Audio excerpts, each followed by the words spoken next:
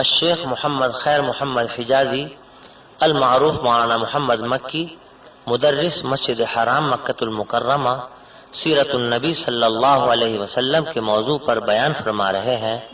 Cassette ملنے کا پتہ: پاک ریکارڈنگ، پہلی منزل، کریم سینٹر، صدر کراچی۔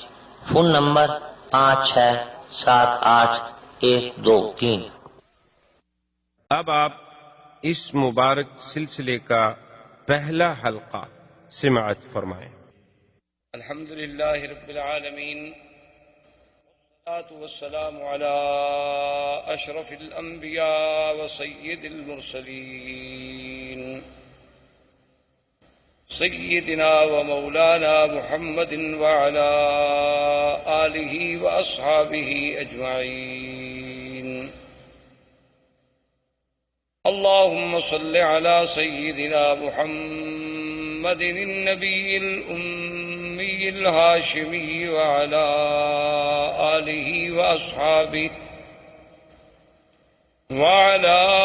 آله وأصحابه البررة الكرام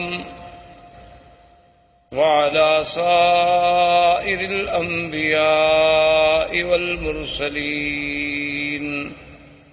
والملائكة المقربين،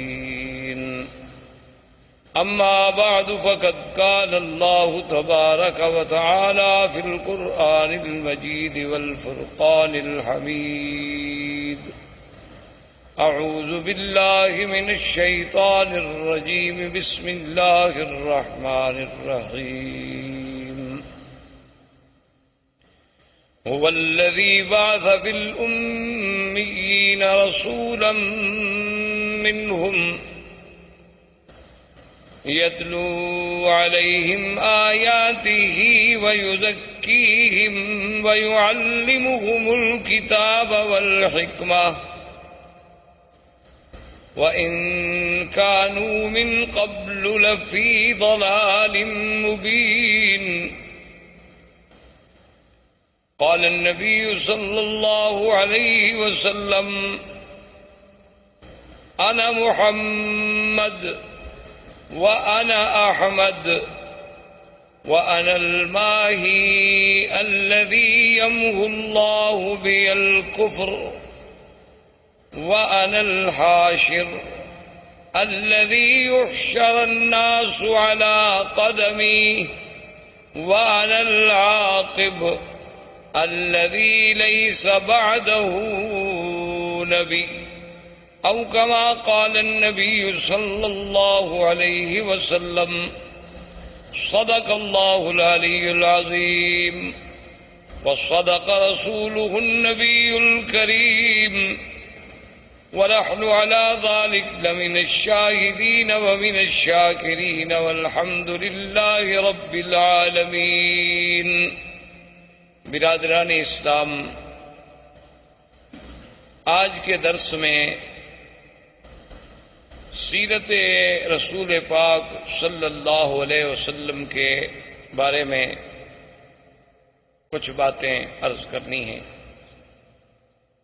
حضور صلی اللہ علیہ وسلم کی سیرت طیبہ، حضور صلی اللہ علیہ وسلم کی حیات مبارکہ، حضور صلی اللہ علیہ وسلم کی بعثت، حضور صلی اللہ علیہ وسلم کی عالمگیریت، حضور صلی اللہ علیہ وسلم کے انس و جن کے لیے مبعوث ہونا، حضور صلی اللہ علیہ وسلم کی نبوت و رسالت تک، قیامت تک کا جاری رہنا، یہ ساری چیزیں اور سارے پہلو اس کے متقاضی ہیں کہ جیسے خود اللہ نے قرآن میں فرمایا ہے کہ میرے نبی صلی اللہ علیہ وسلم کے آنے سے پہلے اس جزیرہ عرب کا اور عرب کے احوال کی کیا کیفیت تھی، تو اس کا پس منظر جب تک ہمیں تھوڑا بہت معلوم نہ ہو تو پھر سیرت کا صحیح مقام جو ہے اس کے سمجھنے تک رسائی حاصل کرنا بہت مشکل ہوگا۔ اس لیے حضور صلی اللہ علیہ وسلم کی بعثت سے قبل احوال عرب کے بارے میں بہت دور اگر ہم جائیں تو بہت مشکل ہو جائے گا، لیکن زیادہ سے زیادہ اختصار کے ساتھ جتنی ہم پہلے ماحول کی، چونکہ قرآن پاک نے بطور خاص یہ فرمایا ہے کہ ہم نے آپ کو کہاں بھیجا. ایک تو فرمایا ہم نے آپ کو امیین میں بھیجا، کہ جو بالکل پڑھنا لکھنا نہیں جانتے، جن کے پاس کوئی کتاب نہیں تھی. اور دوسری بات جو اللہ نے آخری آیت میں فرمائی اور بار بار فرمائی کہ وَإِن كَانُوا مِن قَبْلُ لَفِي ضَلَالٍ مُبِينٍ، کہ میرے مدنی صلی اللہ علیہ وسلم آپ کی بعثت سے قبل یہ پورا جزیرہ جو تھا ایک کھلی ہوئی گمراہیوں میں پڑا ہوا تھا. تو اس کی تفاصیل میں اگر آپ جائیں تو آپ جانتے ہیں یا آپ نے سنا ہوگا یا پڑھا ہوگا انشاءاللہ، عرب جو ہے اصل میں یہ 3 قسم کہلائے جاتے ہیں. ایک عرب ہیں بائدہ، اور ایک عرب ہیں عاربہ، اور ایک عرب ہیں مستعربہ. یاد رکھیں عربوں کی 3 قسمیں ہیں تاریخ. ایک عرب بائدہ یعنی جو سب سے پہلے عرب زبان، عربی بولنے والے، عربی جاننے والے. بائدہ کہتی ہیں کہ ہلاک ہو گئے، وہ قومیں جو مٹ گئیں اب جن کا نام و نشان بھی باقی نہیں ہے. اگر قرآن پاک ان کا ذکر نہ کرتا تو شاید ہم جانتے بھی نہ اور کوئی اس کا سرا بھی تلاش نہ کر سکتا. جیسے پہلی قومیں گزر گئی ہیں، قوم عاد ہے، قوم سمود ہے، قوم صالح ہے، قوم لوط ہے. یہ ساری قومیں آپ کو پتہ ہے کہ یہ مکہ مدینہ منورہ سے خیبر کے راستے میں، مدائن کے راستے میں، اور اسی طرح پھر آپ آگے چلے جائیں. قوم لوط جو تھی وہ آج جہاں اردن ہے، جس ملک کو آپ اردن کہتے ہیں، عمان کہتے ہیں، اسی جگہ وہ بحر میت کے نام سے آج بھی وہ جگہ معروف ہے. وہ وہی آباد تھے، ان کے قریہ صدوم جو تھا اسی جگہ تھے. تو یہ تو عرب ہیں وہ جو ختم ہو گئے، مٹ گئے. ان کی تو کوئی نسل کا ایک بندہ بھی باقی نہیں بچا جس کے بارے میں آدمی کہے کہ پھر اس کا کیا ہوا. اللہ نے ان کا تو استیصال کلی کر دیا، یعنی بالکل ختم ہو گیا. ان کا تو نام و نشان ہی مٹ گیا. اچھا اب جناب ایک عرب ہے مستعربہ. مستعربہ کا معنی ہوتا ہے کہ جنہوں نے عربی لغت کسی دوسرے سے سیکھی ہو. تو ہم زیادہ دور اس لیے نہیں جاتے کہ پھر ہم سیرت کے موضوع پہ آتے آتے بھی کئی مہینے لگ جائیں گے. ہم حضور صلی اللہ علیہ وسلم کے جد امجد سیدنا ابراہیم الخلیل علیہ الصلاۃ والسلام اور سیدنا اسماعیل علیہ السلام، کیونکہ حضور صلی اللہ علیہ وسلم جو ہے ولد اسماعیل ہیں. حضور پاک صلی اللہ علیہ وسلم کا نسب جو ہے، آپ کا سلسلہ انساب جو ہے وہ سیدنا اسماعیل علیہ السلام تک جاتا ہے، اور پھر سیدنا اسماعیل علیہ السلام سے سیدنا آدم علیہ السلام تک. لیکن اگر ہم اسی سلسلے کو پھر ابتدا سے دیکھیں، یعنی ابتدائے آفرینش سے سیدنا آدم علیہ السلام سے، تو پھر تو ایک پوری تاریخ انسانیت کا ہمیں عبور کرنا پڑے گا. لیکن اگر ہم سیدنا اسماعیل اور سیدنا ابراہیم علیہ السلام سے شروع کریں تو ایک تو ہم قریب آ جائیں گے، اور دوسرا ان سے حضور کا براہ راست تعلق ہے کہ حضور صلی اللہ علیہ وسلم ولد اسماعیل. تو مختصراً یہ عرض کروں کہ اللہ نے سیدنا ابراہیم علیہ السلام کو حکم دیا کہ اپنے بیوی بچوں کو جا کے ایک ایسے مقام پہ چھوڑیں جہاں کوئی آبادی نہیں، کوئی وہاں انسان نہیں. کیونکہ سیدنا ابراہیم علیہ السلام یا اسماعیل علیہ السلام یہ سرزمین مکہ کے رہنے والے نہیں تھے. ان کا اصل جو ہے، ان کی اصل جو ہے وہ عراق اور اس کے بعد شام، فلسطین، شام، عراق، اس کے ان علاقوں میں آپ رہنے والے تھے. تو وہاں سے حضرت ابراہیم علیہ السلام آئے اللہ کے حکم پر. اپنی بیوی اور اپنے چھوٹے بچے، دودھ پیتے ہوئے بچے سیدنا اسماعیل علیہ السلام کو حکم خداوندی کے مطابق اسی مقام پہ چھوڑا جہاں اب چاہ زمزم ہے، جہاں یہ کنواں ہے زمزم کا، اسی جگہ ان کو بٹھا دیا. اور اللہ کا حکم تھا کہ بولنا بھی نہیں، بتلانا بھی نہیں، بات بھی نہیں کرنی. تو ابراہیم الخلیل علیہ السلام خاموشی سے چلے گئے. جب وہ جانے لگے تو بی بی ہاجرہ دوڑی پیچھے. انہوں نے کہا الامن تقلنا یا ابراہیم الخلیل، یہ اللہ کیا کر رہے ہو کہ یہاں کوئی انسان نہیں، یہاں کوئی پانی نہیں، یہاں کوئی آبادی نہیں. وادن غیر ذی زرع، کالے پہاڑوں میں گھری ہوئی ایک وادی ہے، تو اور یہاں جہاں کعبہ شریف ہے یہاں بالکل ایک ٹیلے کا نشان تھا، تو ہمیں کیسے چھوڑ کے جا رہے ہو؟ ابراہیم علیہ السلام خاموش ہیں چونکہ اللہ کا حکم نہیں جواب دینے کا۔ تو آخر بی بی نے مجبور ہو کر یہ جو جنت المعلا جسے آپ کہتے ہیں نا جنت المعلا، یہ اصل میں اس کو معلا کیوں کہتے ہیں کہ یہ کعبۃ اللہ کا سرزمین مکہ کا اونچا حصہ ہے، یعنی یہ اعلیٰ ہے، اعلیٰ معنی بلند، اور یہ جو ہے اسفل، یہ مسفلہ جس کو آپ کہتے ہیں محلہ مسفلہ، اس کو مسفلہ کیوں کہتے ہیں کہ یہ اسفل ہے، یہ یعنی نیچے والا حصہ ہے اور وہ جانب اعلیٰ ہے۔ اسی لیے جب بھی مسیال، جب بھی سیل آتے ہیں تو اوپر سے پانی گرے گا اور اسی مسیال سے مسفلہ سے ہوتا ہوا پھر نیچے چلا جائے گا طریق لیس سے۔ تو یہ اعلیٰ جانب تھی، تو اسی لیے وہ جو قبرستان ہے اس کو مومنین کی وجہ سے جنت کا لقب ملا اور جنت المعلا کہلایا۔ تو اس مقام تک بی بی صاحبہ دوڑتی آئیں ابراہیم علیہ السلام کے پیچھے، اور ابراہیم علیہ السلام اونٹنی پہ سوار تھے اور خاموش ہو کے جا رہے۔ تو بی بی نے کہا کہ ایک بات تو بتاؤ، اللہ امرک بہذا، کیا تمہیں تمہارے خدا نے یہ حکم دیا ہے یا تم خود ہم سے ناراض ہو؟ بھئی خامن جو اپنے بچوں کو چھوڑ دے کو وجہ تو ہوگی نا، اپنی بیوی بچوں کو چھوڑ کے جا رہے ہیں، اور چھوڑ بھی ایسی جگہ جا رہے ہیں نا، یہ تو نہیں کہ ان کو سسرال میں بھجوا دیا، بچوں میں بھجوا دیا، کسی بھائی کے گھر میں بھجوا دیا، ایک ایسے مقام پہ چھوڑ دیا کہ بادن غیر ذی زرع، جہاں کچھ بھی نہیں۔ تو جب انہوں نے یہ کہا تو اللہ نے حکم دیا کہ جواب دے، تو آپ نے فرمایا ان اللہ امرنی، اللہ نے مجھے حکم دیا ہے، میں اللہ کے حکم کے بغیر تمہیں نہیں چھوڑ کے جا رہا۔ تو اب بی بی کے قدم رک گئے، اور علماء نے لکھا ہے کہ بی بی نے فرمایا کہ اذن لا یزیئنا، اور ایک روایت میں یہ بھی آتا ہے کہ بی بی نے کہا حسبنا اللہ ونعم الوکیل، کہ اب تم خلیل جاؤ، ہمیں بھی اللہ کافی۔ اگر اللہ نے حکم دیا ہے نا تو پھر اللہ ہمیں ضائع نہیں کریں گے، کیونکہ اگر اللہ نے حکم دیا ہے کہ ان کو یہاں چھوڑ دو، تو اگر اللہ ہمیں مارنا چاہتے تو وہیں فلسطین میں مار دیتے، اللہ ہمیں کوئی سزا دینا چاہتے تو وہیں شام کے علاقے میں دی جا سکتی تھی۔ تو اس مقام پہ چھوڑنے کا جو حکم تمہیں تمہارے رب نے دیا ہے، تو اذن لا یزیئنا، اب وہ خدا ہمیں ضائع نہیں کریں گے۔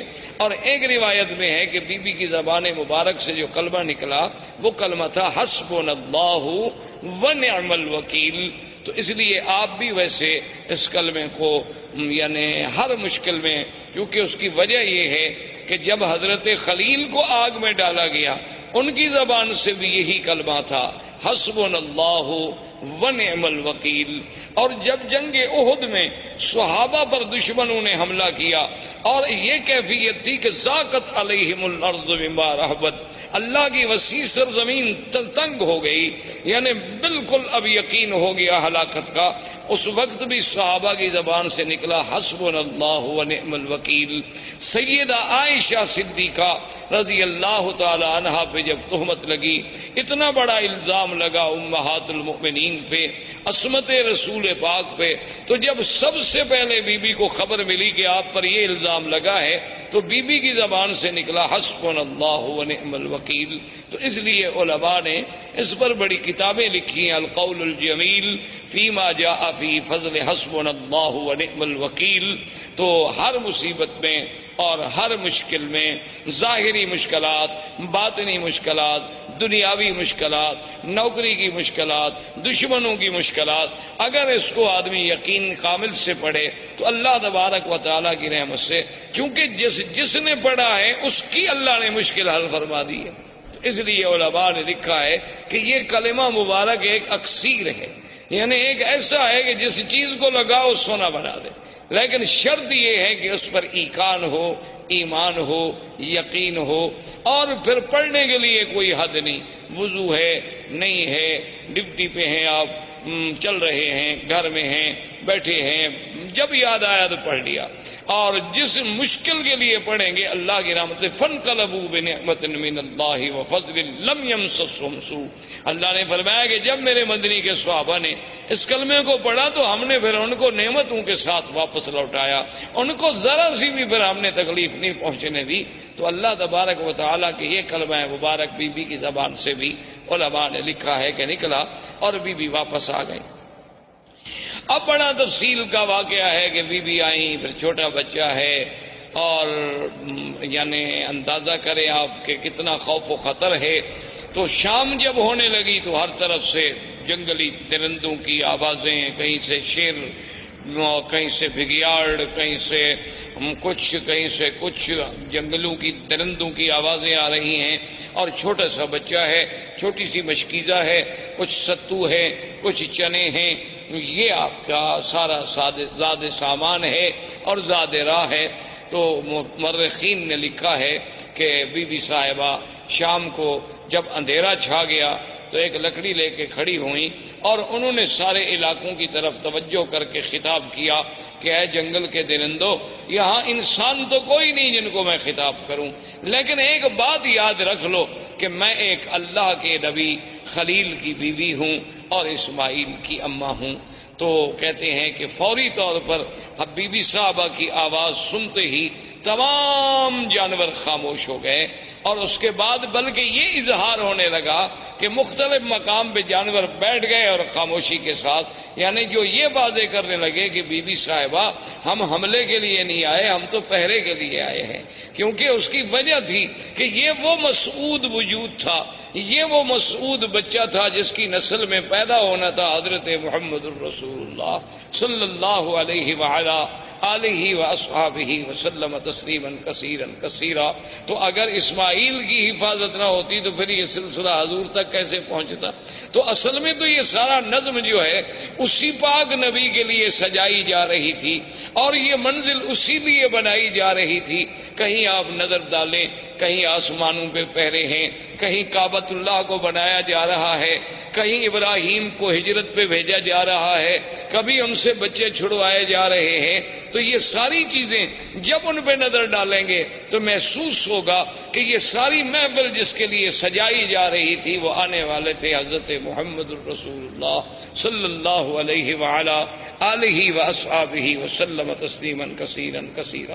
تو اب جناب سیدنا اسماعیل علیہ السلام کا پانی ختم ہوا. بی بی صاحبہ صفا مروہ پہ دوڑی، صفا پہ چڑھی، مروہ پہ گئی، مروہ پہ چڑھی، صفا پہ پہنچی اور 7 چکر لگائے. تو اللہ پاک کو یہ دوڑنا اتنا پسند آیا کہ مسعی جو ہے اس کو قیامت تک کے لیے شاعر اللہ قرار دے دیا گیا. اب جناب بی بی کے کان میں آواز آئی کہ جاء الغوث، کہ اللہ کی مدد آ گئی. بی بی نہ گھبرائیں. تو بی بی صاحبہ کھڑی ہو گئی، انہوں نے کہا کون ہو آواز دینے والے، سامنے آؤ. خیر سامنے کوئی پھر آواز آئی کہ بی بی صاحبہ نہ گھبرائیں، اللہ کی مدد آ گئی. اور اللہ نے حکم دیا کہ جبریل جس جگہ اسماعیل علیہ السلام کے پاؤں ہیں نا اسی جگہ جا کے پر مارو. تو یہاں آ کر حضرت جبریل علیہ السلام نے اپنا پر مارا اور یہاں سے چشمہ زمزم کا پانی نکلا. تو یہ زمزم کا پانی جو ہے اس میں اب آپ دیکھیں یعنی کئی نعمتیں شامل ہو گئیں. ایک تو یعنی جبریل علیہ السلام کا پر ہے، اور دوسرا اللہ کے نبی اسماعیل کے پاؤں ہیں، اور تیسرا اس میں ایک بڑی نعمت ملی ہے کہ حضور صلی اللہ علیہ وسلم نے آمنہ کے لال نے جب پیا تو آپ نے پینے کے بعد پانی بچا کے برتن میں ڈالا اور اپنا لعاب مبارک ڈالا اور اس کے بعد حکم دیا کہ اس کو بھی زمزم میں ڈال دو، تاکہ وہ اسماعیل سے جو سلسلہ ہے نبوت کا جیسے زمزم ہے اسی طرح وہ سلسلہ بھی جڑ جائے کہ قیامت تک امت کو زمزم ملے کہ اللہ کے فرشتے کا پر ہو، میرے دادے کے پاؤں ہوں اور محمد مدنی کا لعاب ہو. اس لیے علماء نے لکھا ہے کہ زمزم کا پانی جو ہے وہ جنت کے پانی سے افضل ہے، حوض کوثر سے افضل ہے، یعنی جنت کی نہروں سے افضل ہے. انہوں نے کہا اس کی وجہ یہ ہے کہ جنت کی نہریں تو اللہ کے حکم سے پیدا ہو گئی نا، کن ہو جا بس ہو گئی، اور اسباب کی حد تک تو وہاں کوئی چیز نہیں، حکم دیا گیا کہ جنت بن جا بن گئی. حکم دے دیا نہریں جاری ہو جائیں، ہو گئی۔ لیکن یہاں تو اسباب بھی ہیں کہ دو نبی اکٹھے، ایک رسول نوری ہے جبریل، وہ بھی رسول ہے، قاصد ہے اللہ کا، اور ایک پیغمبر حضرت اسماعیل، اور تیسرے پیغمبر سیدنا محمد الرسول اللہ۔ تو ان سب چیزوں کے جمع ہونے سے زمزم کو جو فضیلت ملی وہ جنت کے پانی سے بھی زیادہ بڑھ گئی۔ تو اس لیے علماء نے لکھا کہ جب معراج پہ جانے سے قبل حضور پاک کا سینہ مبارک کھولا گیا تو ہر چیز جبرائیل جنت سے لائے، لیکن پانی زمزم سے لیا، جو دلیل تھی اس بات کی کہ پانی زمزم کا افضل ہے، ورنہ اگر اور کوئی پانی افضل ہوتا تو وہاں سے پانی لانا جبریل کے لیے کیا مشکل تھا۔ جنت سے جب تستم من ذہب، سارا سامان جنت سے لائے، آپریشن کے سامان سارا جنت سے لائے، ٹانکے لگانے کے لیے دھاگا سارا جنت سے آیا، ہر چیز جنت سے لائی گئی، لیکن پانی زمزم کا استعمال ہوا کیونکہ افضل رسول کا افضل دل جو تھا وہ افضل پانی سے دھل سکتا تھا۔ تو اس لیے اللہ تبارک و تعالیٰ نے اس پانی کو ایک شرف بخشا۔ اب اتفاق یہ ہوا کہ یمن کے علاقوں میں ایک تھی سد معارب، سد کہتے ہیں بند، جیسے بڑا بند ہوتا ہے نا جی، جیسے آپ ڈیم بناتے ہیں اور آگے بند لگاتے ہیں، تو انہوں نے بھی ایک بہت بڑی سد بنائی تھی، جیسے سد اسکندری، جیسے سد یاجوج ماجوج، جیسے آپ سمجھیں دیوار چین، اسی طرح ان کی ایک سد معارب کہلاتی تھی۔ وہ اتفاق کی بات ہے کہ ٹوٹ گئی۔ جب سد معارب ٹوٹ گئی تو پانی پھیل گیا، پانی تو ختم ہو گیا، وہ پانی رکتا تھا اور اس سے وہ سال ہر سال استفادہ کرتے تھے۔ تو جب پانی ختم ہو گیا تو اب یمن کے قبائل جو تھے وہ نکلے مختلف علاقوں میں آباد ہونے کے لیے کہ ہم کہاں جائیں۔ وہاں سے چلتے چلتے قبائل آئے کہ پانی ڈھونڈیں، کسی ایسی جگہ جائیں گے جہاں ہمیں پانی ملے تاکہ وہاں ہم رہ سکیں، رہائش کر سکیں، کیونکہ پانی اگر نہ ہو تو آدمی زندہ نہیں رہ سکتا۔ اللہ نے قرآن پاک میں بھی یہ بات واضح فرما دی کہ وَجَعَلْنَا مِنَ الْمَاءِ كُلَّ شَيْءٍ حَيٍّ، اللہ نے فرمایا ہم نے ہر چیز جاندار کی جان جو ہے وہ پانی کے ساتھ معلق رکھی، اسی پانی سے ہم نے اس کو زندہ کیا۔ تو پانی وجہ حیات ہے، پانی مردہ زمینوں کی حیات ہے، مردہ انسانوں کی حیات ہے۔ تو ڈھونڈتے ڈھونڈتے قبیلہ جرہم، یہ یمن کا قبیلہ تھا اور یہ عرب تھے، بنو جرہم جو تھے یہ تو خالص عرب تھے کیونکہ یہ تو یمن سے تھے۔ تو یہ قبیلہ جرہم جو ہے پانی تلاش کرتے کرتے کرتے جب مکہ مکرمہ کے قریب آیا تو دیکھا کہ کچھ پرندے اڑ رہے ہیں۔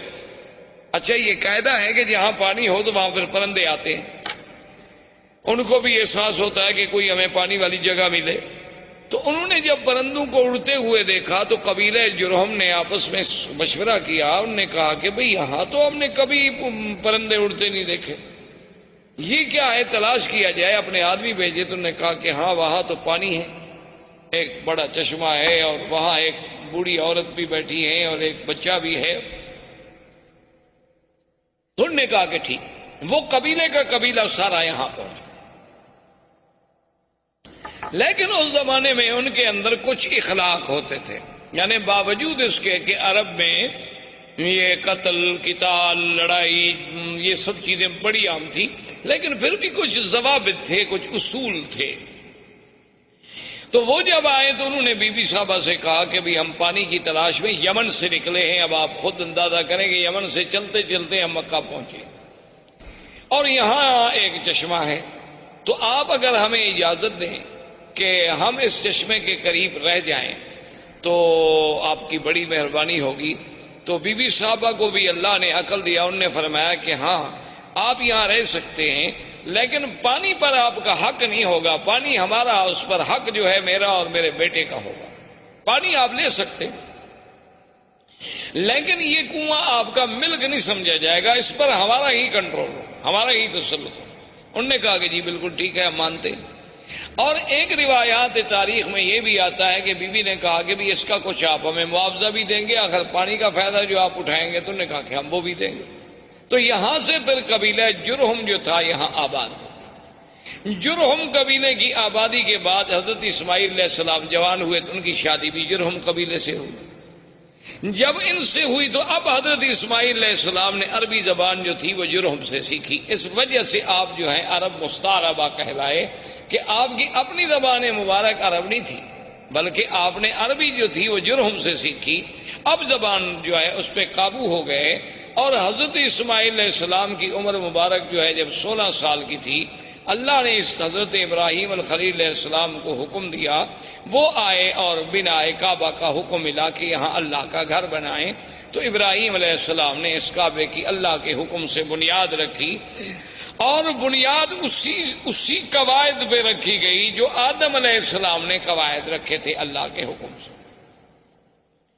اب ایک تاریخ میں یہ آتا ہے کہ ابراہیم علیہ السلام نے پوچھا کہ اللہ آپ کا حکم ہے کہ میرا کعبہ بناؤ، لیکن مجھے پتہ نہیں کتنا طول ہے، عرض ہے، کتنا کعبہ ہے، کہاں دیواریں ہوں گی. وہ تو ایک ٹیلا تھا نا جی، بارشیں آتی اور فلڈ آتے اور سیل آتی، سیلاب آتے اور چیزیں یہاں پھینک کے چلے جاتے، تو بنتے بنتے بہت بڑا ٹیلا بن گیا. تو اللہ نے حکم دیا کہ ہم آسمان پر بادل کا ایک ٹکڑا بھیجتے ہیں، جہاں جہاں بادل کا سایہ ہو سمجھ لو کہ یہ جگہ کعبہ ہے، اور جہاں سایہ نہیں ہوگا تو وہ جگہ کعبہ نہیں، اسی جگہ تم نشان لگا لو. تو کعبۃ اللہ کے اوپر ایک سایہ ایسے جیسے سائبان کھڑا ہو جاتا ہے، یعنی وہ کھڑا ہو گیا، اور حضرت اسماعیل علیہ السلام، حضرت ابراہیم اور اسماعیل علیہ السلام نے نیچے کعبۃ اللہ کے نشان لگا.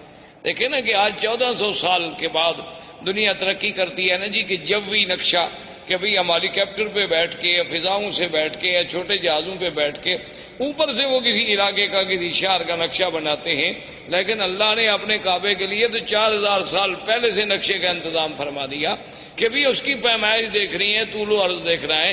اور ان کے فوٹو تو غلطی بھی کر سکتے ہیں، لیکن وہ تو سایہ اتنا صحیح تھا کہ اس میں جب ابراہیم علیہ السلام نے کھودا تو نیچے حضرت آدم علیہ السلام کی بنیادیں مل گئی.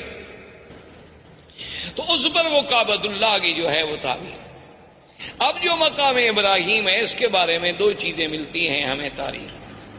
ایک تو صحیح روایات جو ہیں وہ یہ ہیں کہ جب دیواریں اونچی ہو گئی تو اب ابراہیم علیہ السلام کے لیے مشکل تھا نا جی کہ اوپر پہاڑ پہ، دیواروں پہ، چٹانوں پہ کیسے پہنچائیں، کیسے پتھر کیسے لگائیں. نیچے والے تو اٹھا کے رکھ دیے نا جی، لیکن جب جگہ اونچی ہو گئی تو ضرورت تھی نا کہ کوئی ایسی چیز ہو جو ہمیں اوپر لے جائے. اب اس کے لیے ضرورت یہ تھی کہ درخت کاٹے جائیں، لکڑیاں کاٹی جائیں، پھٹے بنائے جائیں، ان کو باندھا جائے اور کھڑے ہونے کا ذریعہ بنے. تو اللہ نے حکم دیا کہ ابراہیم الخلیل یہاں ایک پتھر ہے، اس پتھر پہ تم کھڑے ہو جاؤ، اور یہ تمہارے حکم کے ہم نے تابع کر دیا ہے. اس کو آپ حکم دیں گے یہ اونچا ہو جائے گا، اور حکم دیں گے تو خود بخود یہ نیچے چلا جائے. یعنی آپ دیکھیں نا آج کرینوں کے جو تصور ہیں، مشینری کے جو تصور ہیں کہ آپ کے بٹن سے ضرورت کے مطابق اوپر ہوں گی نیچے ہوں گی، لیکن اللہ تبارک و تعالیٰ کی کمال قدرت دیکھیں اور انبیاء کے معجزات دیکھیں کہ نہ تو کوئی مشینری لگائی گئی، نہ وہاں کوئی موٹر لگائی گئی، نہ کوئی بجلی کا انتظام کیا گیا، بس پتھر کو حکم دے دیا کہ جو میرا نبی کہتا ہے مانو، پتھر تابع ہو گیا، بات ختم ہو گئی. اللہ تبارک و تعالیٰ چاہے تو داؤد علیہ السلام کے پتھر تابع کر دیں، اللہ چاہے تو ابراہیم علیہ السلام کے تابع کر دیں. تو ابراہیم علیہ السلام کھڑے ہو جاتے، پتھر اوپر ہو جاتا، پھر نیچے ہو جاتا، اور اس پر حضرت ابراہیم علیہ السلام کے قدموں کے نشان پڑ گئے.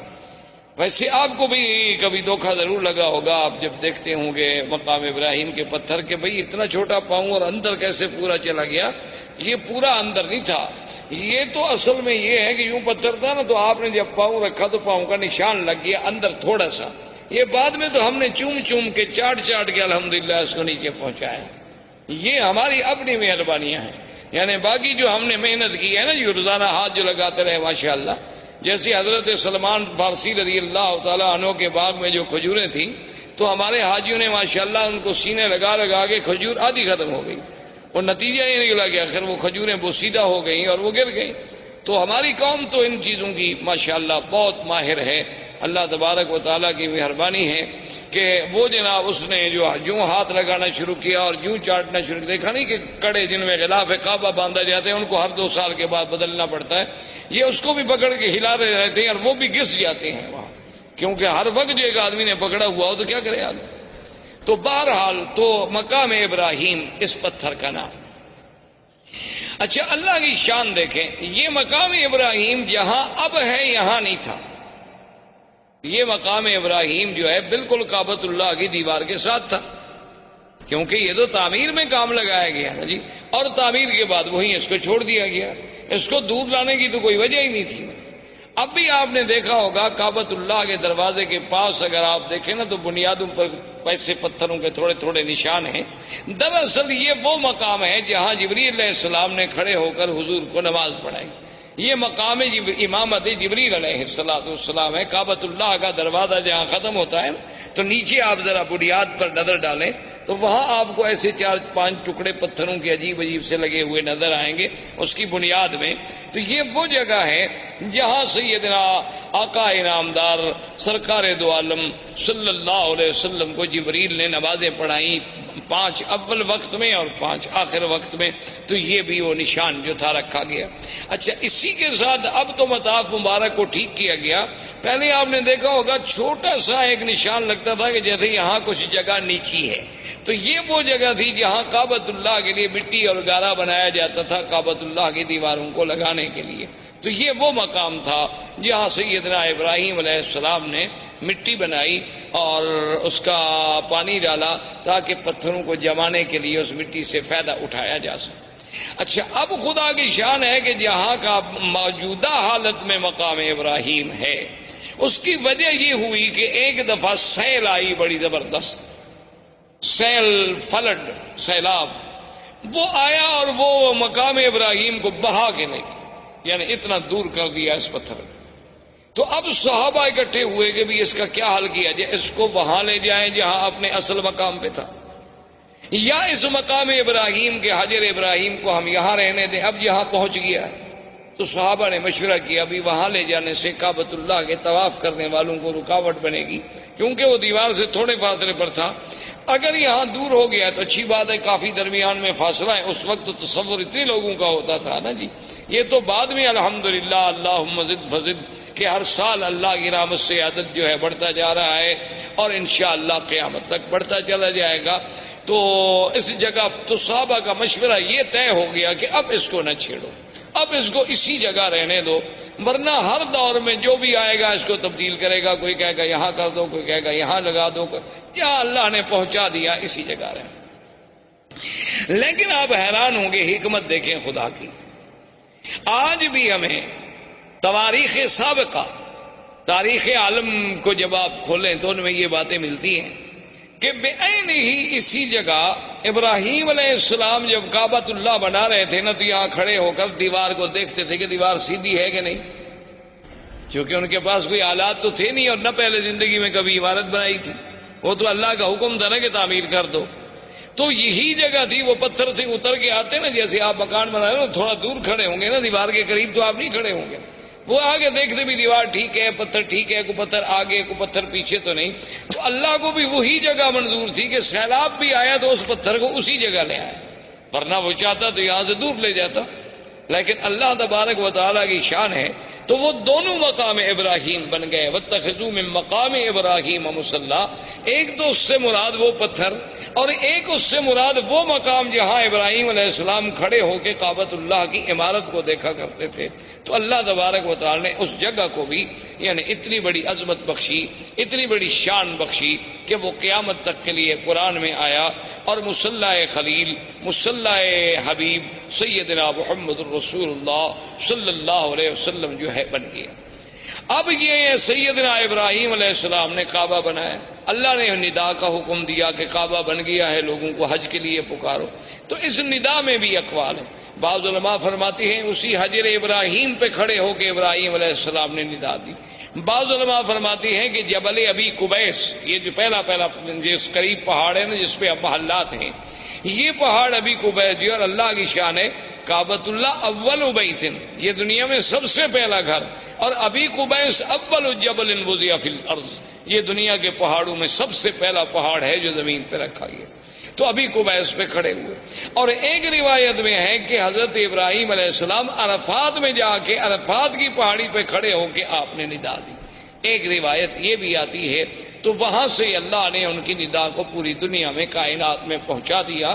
تو اب ابراہیم علیہ السلام تشریف لے گئے، حضرت اسماعیل علیہ السلام یہاں رہے، حضرت اسماعیل علیہ السلام کی شادیاں ہوئیں، اس طریقے سے اللہ تبارک و تعالی نے سرزمین کو آباد کیا، اور اس پورے علاقے میں ماں سوائے دین توحید کے اور کوئی دین نہیں تھا۔ یعنی سب لوگ جو تھے وہ ملت ابراہیم، سب لوگ جو تھے وہ دین ابراہیم پہ تھے، اور کوئی شرک نہیں، کوئی بے دینی نہیں، کوئی احداث نہیں، کیونکہ ان علاقوں کو تو دین ملا ہے۔ اسی وجہ، یہی تو وجہ تھی نا کہ ہر آدمی یہ کہتا تھا کہ میں ملت ابراہیم پہ ہوں۔ یہودیوں کا بھی دعویٰ کہ ہم ملت ابراہیم پہ، نصرانیوں کا دعویٰ کہ ہم ملت ابراہیم، مشرکین مکہ کا دعویٰ کہ ہم ملت ابراہیم پہ۔ آخر اللہ نے ارشاد فرمایا ما کان ابراہیم یہودیا ولا نصرانیا ولکن کان حنیفا مسلما وما کان من المشرکین۔ اللہ نے فرمایا کہ ابراہیم نہ تو یہودیت پہ تھے نہ نصرانیت پہ، اب وہ تو بالکل ساری دنیا سے مائل ہو کے دین اسلام، دین حق پہ چلنے والے، اور نہ وہ مشرکین میں سے تھے۔ تو یہ سارا دین جو تھا دین توحید تھا، ملت ابراہیمی تھی۔ سب سے پہلے عمرو ابن لوہی ایک شخص تھا، وہ مکے کا سردار تھا اور بہت بڑا سردار، یعنی اس کی بات جو تھی نا جی مکے میں اور قبائل میں اور حول مکہ ایسے مانی جاتی تھی کہ اس کی بات کے ٹالنے کا کسی کو کوئی تصور بھی نہیں تھا۔ تو عمرو ابن لوہی جو ہے یہ وہ آدمی ہے جو حاجیوں کو بڑی خدمت کرتے، ان کو زمزم پلاتے، صرف زمزم خالی نہیں بلکہ اس میں اصل ملا کے، شہد ملا کے پلاتے تھے حاجیوں۔ تو یہ عمرو ابن لوہی جو ہے یہ شام کے علاقے میں گیا تجارت کے لیے، تو وہاں اس نے ایک قوم تھی عمالقہ قوم کو دیکھا کہ ان کے پاس بت ہیں اور مختلف شکلیں ہیں، کوئی مردوں کی، کوئی عورتوں کی، مختلف خوبصورت قسم کے، کوئی چاندی کے، کوئی سونے کے، کوئی لکڑی کے، کوئی مٹی کے۔ تو اس نے ان سے پوچھا بھی یہ کیا ہے؟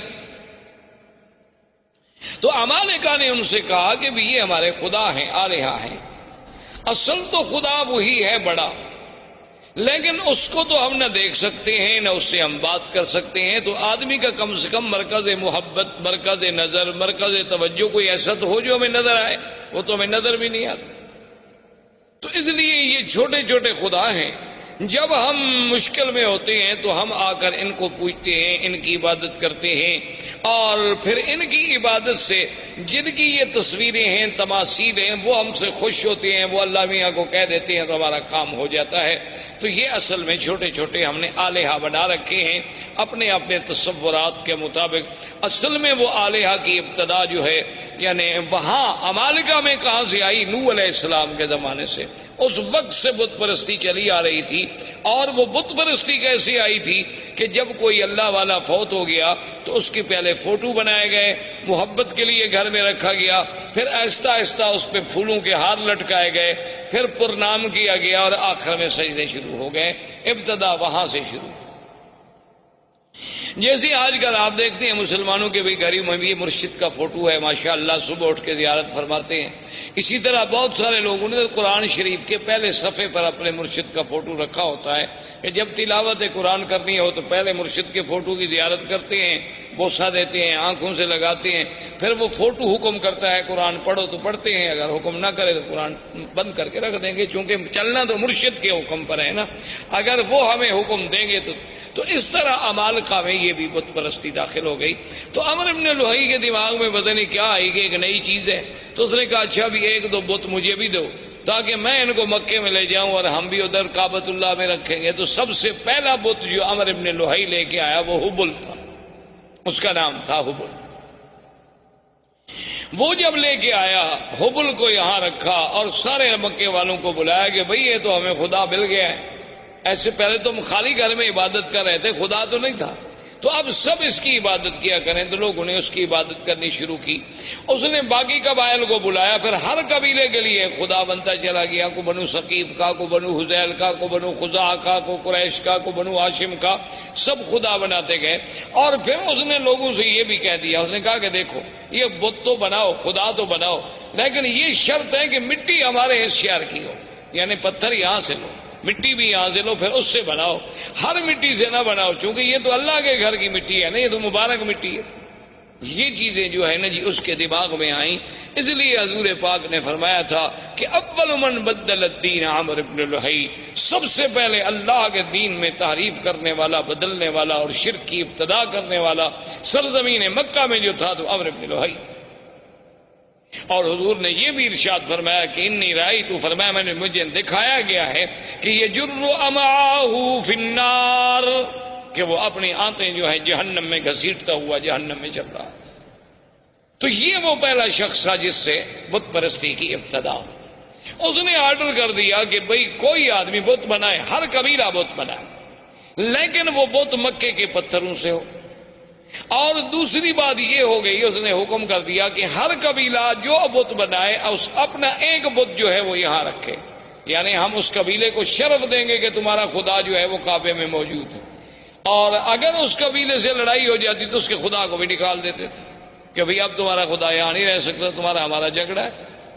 تو اس طرح جناب یہ ہوا، حتیٰ کہ بڑا عجیب واقعہ ہے کہ ایک شخص سفر پہ گیا تو اس کو وہ اپنا بت جو تھا وہ بھول گیا، اور مکہ مکرمہ سے پتھر اٹھانا بھی بھول گیا. اب راستے میں اس کا دل ہوا کہ میں اپنے خدا کی پوجا کروں، اپنے بت کی پوجا کروں، اپنے صنم کو پوجوں. تو اب اس نے کہا بھی میں کہاں سے بناؤں، وہ تو میں مکہ سے تو پتھر لایا نہیں. جیسے ہمارے روافض نے بھی آپ نے دیکھا ہے، ان کا بھی ایک مٹی کا ایک ایسے ٹھیلا گول سا بنا ہوتا ہے، وہ سجدے میں وہی استعمال کرتے ہیں. وہ کہتے ہیں یہ قرب و بلا کی مٹی ہے، تو وہ مقدس مقام کی مٹی ہے، اس کے بغیر ہمارا سجدہ نہیں ہوتا. کیونکہ حضرت حسین نے شہید ہوتے وقت اسی پہ سجدہ کیا تھا، تو لہذا وہی مٹی لے کے وہ ہر جگہ چلتے ہیں، اس کو بنایا ہوتا ہے، وہ سامنے رکھیں گے اور اسی پہ وہ اپنا سجدہ کریں گے. باقی کسی جگہ کے لیے ان کا سجدہ نہیں ہوتا. اللہ نے ہمارے لیے پوری دنیا پاک کی، انہوں نے جناب تنگ کرتے مشرکین مکہ نے کہا مکے کا پتھروں کا بت بناؤ، انہوں نے کہا کربلا کا بناؤ. تو بہرحال اللہ رحمت فرمائے. تو اب جناب یہ ہوا کہ اس بندے کو سوچ آئی کہ میں کیا کروں. اس نے کہا کہ میرے پاس کھجوریں البتہ تھی سفر میں، اور تو کوئی خوراک نہیں ہوتی تھی، تو میں نے کھجوروں کو اکٹھا کیا اور کھجوروں کو جیسے میرا بت تھا نا اس کی شکل کا ایک بت کھجوروں سے بنایا. کھجوروں سے اس کی گٹھلیاں نکال دی اور کھجوروں کو معجون کی شکل دے کر میں نے اس کا بت بنا دیا اور اس کی پوجا کرنی شروع. اس کی عبادت کرتا رہا، لیکن کہتے ہیں جب بعد میں بھوک لگی تو خدا کو کھا گیا، اور میں کیا کرتا. وہ کہتے آخر میرے پاس کوئی حل نہیں تھا. جب سفر میں مجھے بھوک نے ستایا تو میں نے کہا یار میں اب کیا کروں. تو میں نے پھر خدا کی پہلے ٹانگ کاٹی، پھر ہاتھ کاٹا، پھر گردن کاٹی، اور آہستہ آہستہ کھا گیا. سارا سفر میں راستے میں بندہ خدا کو کھا گیا. یعنی آپ اندازہ کریں جاہلیت کا. اسی لیے اکبر نے حالی نے کہا تھا نا کہ کھڑے ہیں پڑے ہیں پڑے ہیں، جو ماپو تو بندے خدا سے بڑے ہیں. تو یہ فطرت انسانی ہے کہ جب وہ بھٹکتی ہے تو پھر ایسی حرکتیں کرتی. جیسے کہ ایک صحابی مسلمان ہوئے، اسلام لانے کے بعد لوگوں نے کہا کہ بھئی آپ ہمیں اپنی زندگی کا کوئی واقعہ سنائیں. اس نے کہا کہ بھئی آپ تو کہتے ہیں کہ یہ بت جو ہے نا کوئی فائدہ نہیں پہنچاتے، لیکن میرا جو خدا تھا نا، جو میرا بت تھا جس کی میں پوجا کرتا تھا، اس نے مجھے بہت فائدہ پہنچایا. اب صحابہ حیران ہو گئے کہ بت کیسے فائدہ پہنچائے. اس نے کہا ابھی کیسے. اس نے کہا اصل میں ایک دفعہ سفر پہ گیا، صحرا کا سفر تھا، تو میں اپنے بت کو چھوڑ کے کسی کام گیا، واپس آیا تو دیکھا کہ وَالثَّعْلَبُ يَبُولُ عَلَىٰ رَأْسِهِ، کہ ایک صحرا کی لومڑی کھڑی ہے اور میرے اس بت پہ پیشاب کر رہی ہے. تو میں نے کہا ھذا رب، یہ خدا ہو سکتا ہے جس پہ ثعلب آ کر پیشاب کر دے. تو میں نے اس وقت اس کو پھینک دیا اور دل میں اسلام داخل ہو گیا کہ واقعی اللہ تبارک و تعالیٰ کے دین کے علاوہ یہ محض ہمارے تخیلات ہیں اور فسادات ہیں. تو بہرحال میرے کہنے کا مقصد یہ تھا کہ یہاں سے عرب سے بت پرستی شروع ہوئی اور آہستہ آہستہ یہاں شرک کی جڑیں پھیلتی چلی گئی. اب اسی طریقے سے پھر اب یہود جو تھے، یہود اور نصارہ، یہ یہود بھی کو مدینہ منورہ میں رہنے والے نہیں تھے، یہ بھی ان کا اصل جو تھا شام تھا. یہ وہاں سے آئے اور آ کر مدینہ منورہ میں آباد ہوئے. اس وقت مدینہ منورہ کو یثرب کہا جاتا تھا، اس کا نام مدینہ منورہ نہیں تھا. یہ وہاں آ کر آباد ہوئے. ان میں کئی قبائل تھے، بنی قینقاع تھے، بنو نذیر تھے، بنی قریظہ تھے، اور اسی طرح یمن سے کچھ لوگ نکلے. جب ربیعۃ بن النصر یمن کا آدمی تھا، اس نے خواب دیکھا کہ اپنے خواب میں کہ بعض احباش کہتے ہیں بہت گھٹیا قوم کے لوگ، وہ یمن پہ بادشاہ بن جائیں گے تو وہ ڈر کے مارے اپنے خاندان کو لے کر وہ بھی وہاں سے نکلا اور ہیرا میں جا کے اس نے، عراق کے اندر ایک جگہ ہے ہیرا، وہاں جا کر اس نے ڈیرا ڈالا، اور اس کے بعد پھر اس کا لڑکا پیدا ہوا جس کا نام جو ہے سنان ابن اسعد تھا، سنان اسعد، جس کا لقب تبا تھا، یہ اس کا بیٹا تھا، اور یہ پھر بہت بڑا بادشاہ بنا، اور اس نے پھر بڑی جنگیں کی اور بڑی لڑائیاں کی، اور یہ اسی ضمن میں آیا، مدینہ منورہ میں پہنچا، پھر مدینہ منورہ سے آگے چلا گیا، اور اس نے اپنے ایک بیٹے کو اسی یثرب کے مقام پہ چھوڑ دیا کہ بھی تم یہاں رہو، سنا ہے کہ یہاں علماء رہتے ہیں، اہل کتاب لوگ ہیں، ان سے کچھ استفادہ کرو۔ اچھا، خدا کی قدرت یہ ہے کہ کچھ عرصے کے بعد اس کے بیٹے کو مدینے میں کسی آدمی نے قتل کر دیا۔ وہ جب قتل ہوا تو اس کو اطلاع ملی کہ تمہارا تو بیٹا قتل ہو گیا، اس نے جناب چڑھائی کی، اس نے آگے چڑھائی کی اور جنگ لڑی، اور خدا کی شان دیکھیں، دنیا کی تاریخ میں یہ نرالی جنگ تھی کہ مدینے والے لوگ اس سے، بادشاہ طبا کی فوجوں سے، یمن کی فوجوں سے سارا دن لڑائی لڑتے، جب شام ہوتی تو ان کے لیے کھانا بھجواتے، جب شام ہو جاتی وہ کہتے جی لڑائی اپنی جگہ ہے، مہمان ہیں یمن سے چل کے آئے ہیں مدینہ، کھانا تو دینا ہے۔ دن میں لڑائی اور شام، حیران ہوگی کہ کیسی قوم۔ ایک دن اس نے، علماء یہود تھے دو، وہ آئے اس کے پاس، انہوں نے کہا کہ دیکھو تم چاہتے کیا ہو؟ اس نے کہا میرے بیٹے کو انہوں نے قتل کیا۔ انہوں نے کہا بیٹے کو قتل کیا، تم نے کتنے قتل کر دیے؟ اور تمہارا تو ایک بیٹا قتل ہوا، تم نے کتنے قتل کر دیے؟ چاہتے؟ اس نے کہا نہیں، میں تو یثرب کو مٹا دوں گا، میں تو اس شہر کا نام و نشان نہیں چھوڑوں گا دنیا میں۔ اس نے کہا بات سنو، یہ وہ جگہ نہیں جسے تم مٹا سکو، ہذہ مہجر محمد الرسول اللہ صلی اللہ علیہ وسلم، یہ ایک نبی پیدا ہوں گے عربی محمد پاک جن کی ہجرت کا مقام ہے، اس کو تم نہیں مٹا سکتے، اس کے مٹانے کا خیال چھوڑ دو، تم خود مٹ جاؤ۔ اس نے کہا اچھا، تو وہ جناب ان کو، ان کے کہنے پہ لڑائی مدینے سے بند ہو گئی، اور اس نے کہا اچھا ایسا کرو کہ تم دو علماء یہود جو ہے نا، تم میرے ساتھ چلو تاکہ میرے ملک میں بھی جا کے کوئی دین پھیلاؤ۔ اب جناب راستے میں ابھی وہ سفر کر رہا تھا کہ بنو حذیل ایک قبیلہ ہے جو مکے میں آباد، یہ بنو حذیل قبیلے کے لوگ جو تھے یہ دوڑے ہوئے پہنچے اس بادشاہ کے پاس، طبا کے پاس۔ انہوں نے کہا کہ حل تريد من الذهب والفضة ومن المجوہرات شيئا عظيما، کیا تمہیں چاہیے کہ تمہیں ہم سونا، چاندی، ہیرے، جواہرات کا ڈھیر حوالے کر دیں؟ تم چاہتے ہو؟ اس نے کہا کون نہیں چاہتا۔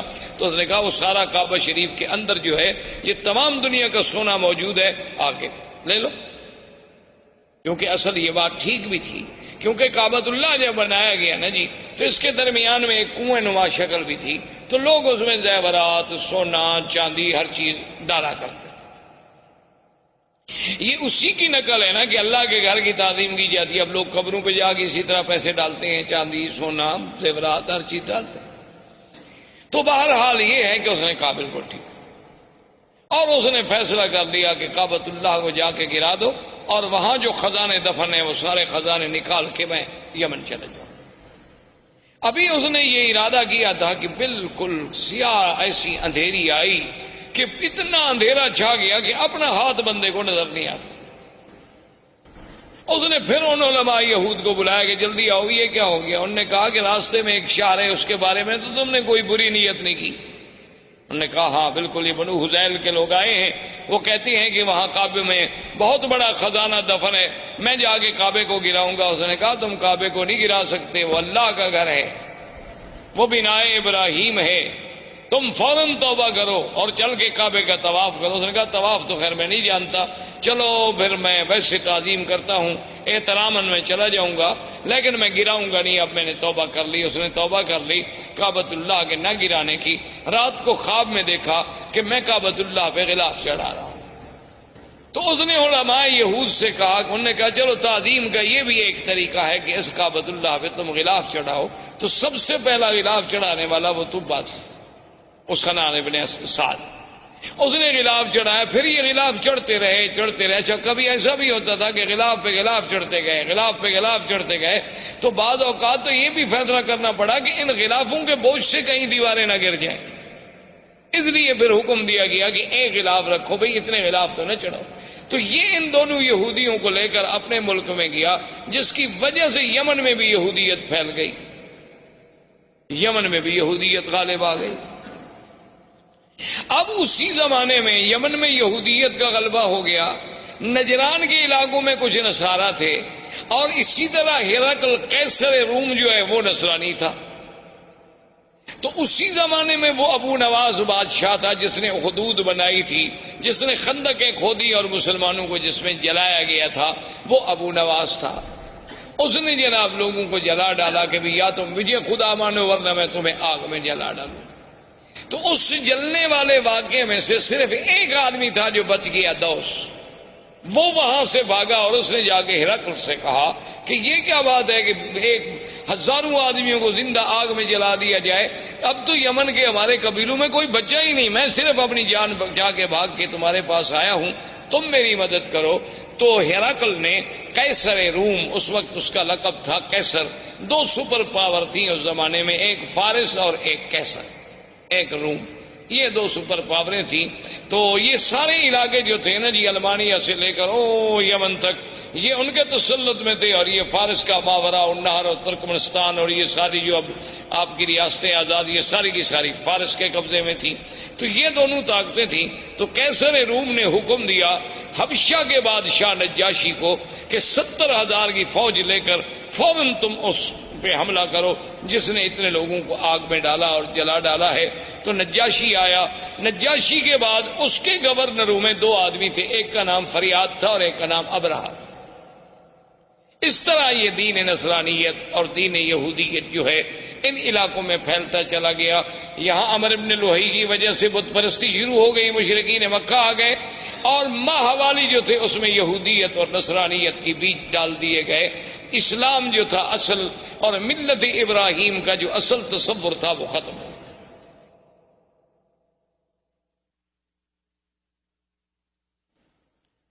اب جناب یہ ہوا کہ آہستہ آہستہ ابرہہ اور اریاد اس کے درمیان میں بھی جنگ ہوئی۔ تو انہوں نے پھر ایک فیصلہ کیا، انہوں نے کہا دیکھو بات یہ ہے کہ تمہاری فوج اور ہماری فوج تو ایک ہے نا، ہم تو ایک نسل کے لوگ ہیں، ابھی تم بھی اسی بادشاہ کے گورنر تھے، میں بھی اسی بادشاہ کا گورنر، فوج ایک، جنگ اور قبیلہ ایک، انسانی وہی سب احباش ہیں ہمارے۔ اگر تمہاری فوج ماری گئی تو احباش مارے گئے، میری ماری گئی تو احباش مارے گئے، ہم فوجوں کو کیوں ماریں؟ ہم ایسا کیوں نہ کریں کہ ہم دونوں آپس میں لڑیں، جو مر گیا مر گیا، جو بچ گیا وہ حاکم بن جائے۔ تو ابرہہ اور فریاد نے آپس میں جنگ لڑی۔ تو فریاد نے ایک تلوار کا بھرپور وار کیا جس سے ابرہہ کا ناک کٹا، جس کی وجہ سے ابرہۃ الاشرم، کہ وہ ناک کٹا ابرہہ، اس وجہ سے اس کا لقب پڑا، اس کی ناک کٹی، اس نے جو بھرپور وار کیا تو فریاد مارا گیا، لہذا ابرہہ بن گیا۔ اب ابرہہ جب بن گیا تو اس نے، اب بادشاہ قیصر کو پتہ چلا کہ ان لوگوں نے کیا کیا، میں نے ان کو کہا کہ دشمنوں پہ حملہ کرو، یہ آپس میں لڑ رہے ہیں، اور اس نے میرے اپنے گورنر اریاد کو قتل کر دیا، بڑا بدبخت ہے ابرہہ۔ اس نے قسم کھا لی، اس نے کہا کہ واللہ مجھے خدا کی قسم ہے میں اتنا بڑا لشکر لے کے جاؤں گا کہ اسی یمن کی مٹی میں اس کو مٹی کر دوں گا اور اس کے بالوں میں مٹی ڈالوں گا اور اس کو میں یمن کے اندر ہی جا کے سزا دوں گا۔ تو فوری طور پر جب ابرہہ کو پتہ چلا کہ قیصر روم حملہ کرنے والا ہے تو آدمی بڑا چالاک تھا، اس نے فوراً سر پہ اسطرا پھروا دیا اور یمن کی مٹی جو تھی وہ بھی ایک برتن میں بھر کے قاصد بھیجے بادشاہ روم کے پاس کہ جناب میں تو آپ کا غلام ہوں، آپ چونکہ قسم کھا بیٹھے ہیں نا تو لہٰذا میرے بال بھی حاضر ہیں، یمن کی مٹی بھی حاضر ہے، اس میں میرے بال ڈال دو، قسم تمہاری پوری ہو گئی، خدا کے لیے مجھ پہ حملہ کیوں کرتے ہو؟ بادشاہ بھی خوش ہو گئے، انہوں نے کہا ٹھیک ہے، جب ایک آدمی اتنا نیاز مندی پہ آ جائے، جب اتنا اس نے کر دیا کہ اپنے بال کٹوا دیے، بال کٹانے کا معنی تو یہ ہوتا نا کہ گردن پیش کرتی، ورنہ اللہ میاں کو احرام میں یا حج میں یا عمرے میں بالوں کی کیا ضرورت ہے؟ مقصد تو یہ ہے کہ ہم نے سر اللہ کے حکم پہ جھکا دی کہ اپنی محبوب ترین چیز جو ہے بندے نے پیش کر دی، قربان کر دی۔ اب جناب جب یہ ہو گیا تو اب ابرہہ نے اسے خوش کرنے کے لیے انہوں نے کہا کہ جناب گزارش یہ ہے کہ سرزمین عرب میں ایک کعبہ ہے تو ہم یہاں اپنا کعبہ کیوں نہ بنائیں؟ تو وہاں اس نے ایک کعبہ بنایا جس کا نام قلیس، اور اس کعبے کو اتنا جناب اس نے بنایا تعمیری طور پہ، اور اس کے بعد اس نے قیصر روم سے کہا کہ پوری دنیا میں اعلان کریں کہ اس کعبے کا حج کریں۔ اعلان ہو گیا۔ ایک قبیلہ تھا نسیع، عرب کا ایک قبیلہ تھا نسیع۔ نسیع کا معنی ہوتا ہے کسی چیز کو پیچھے کرنا۔ اچھا، یہ قبیلہ جو تھا نا، یہ حرم کے بڑے مجاور تھے اور حرم کے بڑے خادم تھے، اور یہ مکہ اور طائف کے قریب درمیان میں یہاں ان کا قبیلہ آباد تھا۔ اصل میں ان کو نسیع کیوں کہا جاتا تھا کہ 4 مہینے ہیں نا جن میں جنگ اللہ نے حرام کر دی تھی، 4 حرم۔ اچھا، وہ 4 مہینے کون سے تھے؟ رجب، اچھا اس کے بعد پھر ذی القعدہ، ذی الحجہ اور محرم۔ اچھا، یہ 3 مہینے اکٹھے ہیں، ذی القعدہ، ذی الحجہ، محرم، رجب اکیلا ہے۔ اب جناب جب یہ اتنی مدت ہو جائے عربوں کو لڑائی نہ ہو، تو عرب تو بغیر لڑائی کے رہ نہیں سکتے تھے نا، یہ تو قومیں ایسی تھی کہ بس ہر وقت لڑنا ہے۔ ان کی لڑائیاں اس بات پہ بھی ہوئی ہیں کہ ایک قبیلے نے کہا کہ تمہارے درختوں سے ایک چڑیا اڑی اور میرے درختوں پہ آ کے بیٹھ گئی، یہ زیادتی کیوں ہوئی؟ اس پہ لڑائی شروع ہو گئی اور سینکڑوں آدمی قتل ہو گئے کہ وہاں سے چڑیا اڑ کے میرے باغ میں کیوں؟ لڑائی ہو گئی۔ اب جناب یہ جب ان کا اب جب 3 مہینے صبر کیسے کریں، تو یہ اس قبیلے والوں کو کہتے کہ بھئی ہم نے فلاں قبیلے سے لڑنا ہے، تو کہتے کوئی بات نہیں، ہم محرم کو پیچھے کر دیتے، ہم محرم جو ہے نا پیچھے کر، ذی الحج کے بعد جب مہینہ آتا وہ کہتے جی یہ سفر ہے، اس کے بعد محرم آئے گا، تو اس کو یعنی 1 مہینے کو پیچھے کر دیتے۔ تو اس لیے ان کو نسیع کہا گیا کہ یحلونہ عاما ویحرمونہ عاما۔ اللہ نے قرآن میں بھی فرمایا 1 سال تو اس کو محرم رہنے دیتے، 1 سال اس کو سفر بنا دیتے، پھر جنگ حلال ہو جاتی۔ تو یہ نسیع قبیلہ جو تھا، ان کو جب پتہ چلا کہ بھئی حبشے میں ابرہا نے ایک کعبہ بنایا ہے خدا کے کعبے کے مقابلے پر، انہوں نے کہا بھی اگر آہستہ آہستہ اس کی رونق بڑھ گئی اور چرچا بڑھ گیا تو ہمارا تو مسئلہ ختم ہو جائے گا۔ یہ یہاں سے کچھ آدمی نکلے اور چوری چوری داخل ہوئے عبادت کے بہانے سے، رات کو وہاں گندگی کٹھی کی اور ان کی دیواروں کو گندگی لگا کے یہ غائب ہو گئے۔ صبح جب ابرہا کو اطلاع ملی کہ تمہارے کعبے کو تمہیں بے حرمتی کی، اس نے کہا یہ کس نے کی ہوگی؟ اس نے کہا صاف بات ہے، صاف بات ہے، عرب قبائل کے علاوہ اور کون کر سکتا ہے، اور کسی کو ہمارے کعبے سے کیا دکھ ہے؟ تو تحقیق پر پتہ چلا کہ بھی ہاں یہ تو نسیع والوں کا کام ہے، جو مکے کے کعبے کے مجاور ہے نا قبیلہ بنو نسیع، یہ انہی کا کام ہے۔ انہوں نے کیا تو اس نے کہا کہ ٹھیک ہے، حکم دیا فوجوں کو کہ تیاری کرو، میں جا کے اس کعبے کو منہدم کرتا ہوں، جب تک وہ کعبہ رہے گا نا میرے کعبے کا جو ہے لوگ عزت نہیں کریں گے اور نہ یہاں کوئی حج کرے گا۔ اس کعبے کو توڑ دیتے ہیں، کچھ عرصے کے بعد لوگ بھول جائیں گے کہ کہاں کعبہ تھا، کہاں کیا تھا، کیا حج تھا، کیا احکام تھے۔ تو یہ وہاں سے لشکر لے کے چلا، اور اسی کے لشکر میں ہاتھیوں کا لشکر تھا، اور ان میں جو سب سے بڑا ہاتھی تھا اس کا نام محمود تھا۔ اس ہاتھی کا نام جو ہے محمود تھا، لوگ نام رکھتے تھے، اور اس کا سائز جو تھا چلانے والا اس کا نام انیس تھا۔ یہ جناب لشکر چلا، یہ جب آیا راستے میں تو لوگوں کو پتہ چلا کہ یہ عجیب بات ہے، کعبۃ اللہ کو گرانے کے لیے آ رہا ہے۔ تو راستے کے عرب قبائل جو تھے انہوں نے جا کے اس سے لڑائی لڑی، لیکن وہ بیچارے شکست کھا گئے، اور ذو نفر ان قبیلوں کا سردار تھا وہ قید ہو گیا۔ وہاں سے چلتے چلتے یہ طائف آیا۔ طائف میں اس وقت بنو ثقیف تھے، قبیلہ بنو ثقیف آباد تھا۔ تو بنو ثقیف کو پتہ چلا کہ ذو نفر جو ہے وہ بھی شکست کھا گیا، بنو خصم والے وہ شکست کھا گئے، تو ہم بنو ثقیف اب اس کا کیسے مقابلہ کر سکتے ہیں اتنے بڑے لشکر کا؟ تو انہوں نے ابرہا کو پیغام بھیجا کہ دیکھو تم جا رہے ہو کعبۃ اللہ کو توڑنے کے لیے، ہم تمہارا راستہ نہیں روکتے، تم جانو مکہ جانے، کعبہ جانے، لیکن شرط یہ ہے کہ لا تؤذوننا، تم ہمیں ایذا نہیں پہنچاؤ۔ اس نے کہا بالکل ٹھیک، لیکن اس نے کہا کہ اپنی شرافت اور صداقت کی کوئی نشانی، کوئی دلیل تو دو نا کہ تم پکے ہو، ایسا تو نہیں کہ میں ادھر جاؤں اور تم پیچھے سے حملہ کر دو، کیونکہ بنو ثقیف بھی بڑی مشہور لڑاکی قوم تھی اور خاص طور پہ تیر انداز۔ تو انہوں نے ایک آدمی تھا جس کا نام تھا ابو رغال، ابو رغال جو تھا نا جی، وہ انہوں نے کہا کہ یہ آدمی ہم تمہیں دے رہے ہیں، یہ ایسا آدمی ہے کہ ایک تو طائف سے لے کر مکے تک تمہیں راستے بتائے گا، اس وقت سڑکیں تھوڑی بنی ہوئی تھی، اور راستہ نہ جانو تو 2 دن کا راستہ 10 دن لگ جاتے۔ تو یہ تمہیں دلالت کرے گا کہ کعبۃ اللہ کا راستہ کہاں ہے اور تمہیں مکے تک پہنچا دے گا۔ اور اس ابو رغال نے اپنے قبیلوں سے، اپنے دین والوں سے غداری کی اور ان سے وفا کی کہ ان کو مکے کا راستہ بتلایا، اور وہ چلتے چلتے مکے کے قریب پہنچا اور اسی راستے میں ابو رغال جو ہے وہ مر گیا۔ اور دنیا میں، تاریخ میں یہ بات موجود ہے آج بھی کہ اس کی قبر جو تھی نا جی، آج تک دنیا میں ابی رغال کی قبر مشہور تھی کہ بعد میں عرب والے جاتے تو اس کی قبر پہ جا کے پتھر مارتے تھے، جیسے جمرۃ العقبہ کو مارتے ہیں نا، کہ یہ وہ بدبخت ہے کہ جس نے اپنے دین کو بھی چھوڑا، اپنے قبیلوں کو بھی چھوڑا اور ابرہہ کو لے آیا کعبہ گرانے کے لیے۔ تو ابو رغال وہاں مر گیا۔ ابرہہ کا لشکر جب کعبۃ اللہ کے قریب پہنچے، اس نے ڈیرا ڈال دیا اور حکم دے دیا کہ جو لوگ ملے، مال ملے، مویشی ملے، سب پکڑ لو، چونکہ روپ ڈالنا تھا مکے والوں پر۔ تو ان مال مویشیوں میں 200 اونٹ جو ہے وہ عبد المطلب کے بھی پکڑے گئے۔ عبد المطلب جو ہیں یہ حضور صلی اللہ علیہ وسلم کے دادا ہیں، اور عبد المطلب جو تھے کان جسیمن وسیمن، یعنی بڑے خوبصورت، بڑے جمال والے، کیوں نہ ہوں آخر دادا ہے محمد الرسول اللہ صلی اللہ علیہ وسلم۔ انہیں پتہ چلا کہ جناب آپ کے 200 اونٹ پکڑ لیے ابرہہ نے، تو وہاں پہنچے اور انہیں پتہ چلا کہ ذو نفر جو ہے ہمارے قبیلہ عرب کا قید میں ہے، تو ذو نفر کو ملے کہ بھئی تمہارا کوئی تعلق ہے؟ انہوں نے کہا میرا تعلق ہوتا تو میں قید ہوتا، البتہ میں یہ کر سکتا ہوں کہ جو ہاتھی چلانے والا انیس ہے، سائس، اس زمانے میں ہاتھی کا جو سائس ہوتا تھا نا، اس کو بڑا تقرب ہوتا تھا، جو وہ بادشاہ کے قریب بیٹھتا تھا، بادشاہ کا ہودج جو ہے سب سے بڑے ہاتھی پہ ہوتا تھا، تو میں انیس کو کہہ دیتا ہوں، کیونکہ راستے میں چاہے میں قید میں رہا لیکن ہماری کچھ دوستی ہو گئی آپس میں۔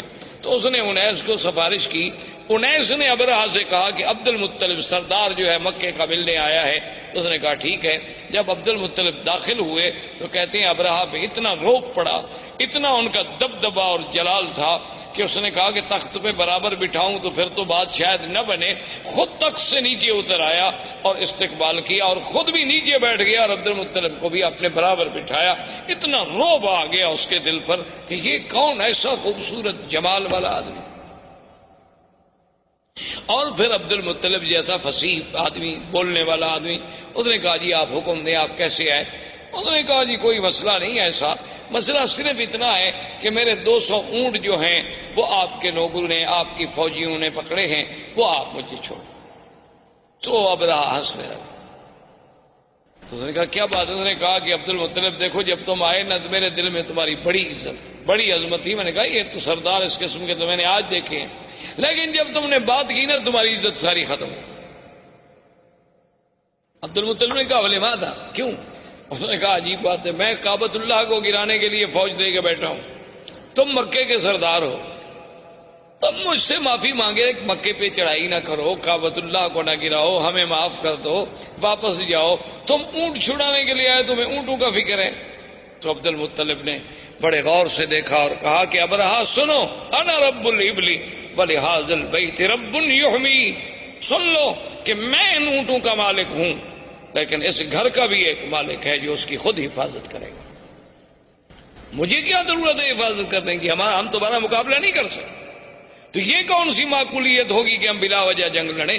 مجھے اونٹوں کی فکر تھی، میں آ گیا، لیکن اس گھر کا بھی ایک رب ہے، ولہذا البیت رب، اس گھر کا بھی ایک رب ہے، یحمی ہے، جو اپنے گھر کی خود حفاظت کرے گا، ورنہ ہم تو عاجز بندے ہیں، ہم حفاظت نہیں کر سکتے۔ تو ابرہہ نے کہا کہ اچھا ٹھیک ہے جی، لے جاؤ اونٹ لے جاؤ، لیکن بات سن لو، قریش سے کہہ دو، قبائل عرب سے کہہ دو کہ ہم تمہارے ساتھ جنگ کے لیے نہیں آئے، ہم تو صرف اللہ کے کعبے کو گرانے کے لیے آئے ہیں۔ اگر وہ میرے راستے میں رکاوٹ نہیں بنیں گے، اگر وہ میرا راستہ نہیں روکیں گے تو میں ان کو کبھی تکلیف نہیں پہنچاؤں گا، بس میں کعبہ کا انہدام کر کے چلا جاؤں گا۔ عبد المطلب نے کہا ٹھیک ہے۔ آئے، انہوں نے اعلان کر دیا کہ مکے والوں پہاڑوں پہ چلے جاؤ، اللہ سے دعائیں مانگو۔ خود اس نے طواف کیا، ملتزم پہ آیا اور اس نے کہا کہ مولا تو جانتا ہے کہ ہم عاجز ہیں، ہم تیرے گھر کی حفاظت نہیں کر سکتے، آج اپنے گھر کی حفاظت تو خود فرما۔ اور اس کے بعد پہاڑوں پہ چلے گئے۔ بادشاہ نے حکم دیا اور اس محمود ہاتھی کو آگے چلایا گیا۔ وہ ابو نفر جو قید میں تھا، وہ تو قبیلہ عرب کا سردار تھا نا، اس نے جب دیکھا کہ ہاتھی لے کر یہ کعبۃ اللہ کی طرف گرانے کے لیے جا رہے ہیں، تھا تو بیچارہ قیدی، لیکن اس نے موقع حاصل کر کے آیا، اور محمود ہاتھی کے کان جو تھے نا، ایک کان سے چمٹ گیا، لٹک گیا اس کے کان سے، اور کہنے لگا ابرک یا محمود، ابرک یا محمود امامک بیت اللہ، کہ اے ہاتھی بیٹھ جاؤ، مت بڑھو آگے، خدا کا گھر ہے، خدا کا گھر ہے۔ اس نے اتنی کہنا تھا کہ ہاتھی بیٹھ۔ اب ہاتھی جب بیٹھ گیا تو بادشاہ ابرہہ نے حکم دیا سائس کو کہ ہاتھی کو چلاؤ، ہاتھی کو مارتا ہے، ہاتھی چلتا نہیں۔ سائس نے کہا کہ چلو ہاتھی کا رخ موڑو یمن کی طرف۔ ہاتھی کا رخ جب یمن کی طرف موڑا گیا تو وہ جناب چل پڑا۔ اس نے کہا پھر ایک لمبا چکر دے کے پھر کعبے کی طرف موڑو، کعبے کی طرف موڑے وہ برک کر کے بیٹھ جائے۔ اس نے کہا یہ عجیب بات ہے، ہاتھی کیوں نہیں جاتا؟ اس نے کہا جی اب آپ دیکھ رہے ہیں میں یمن کی طرف چلاتا ہوں تو چلتا ہے، اور کعبے کی طرف چلاتا ہوں تو نہیں چلتا ہے۔ تو ابھی اسی اثنا میں تھے کہ اللہ تبارک و تعالیٰ کے حکم سے کعبۃ اللہ کی جانب سے آسمان پہ سیاہی پھیل گئی، اور چھوٹے چھوٹے پرندوں کا اتنے بڑے غول آئے کہ جیسے بادل ہوتا ہے، جس کو قرآن کہتے ہیں الم تر کیف فعل ربک باصحاب الفیل الم یجعل کیدہم فی تضلیل وَأَرْسَلَ عَلَيْهِمْ طَيْرًا أَبَابِيلَ تَرْمِيهِمْ بِحِجَارَةٍ مِّن سِجِّيلٍ فَجَعَلَهُمْ كَعَصْفٍ مَّأْكُولٍ۔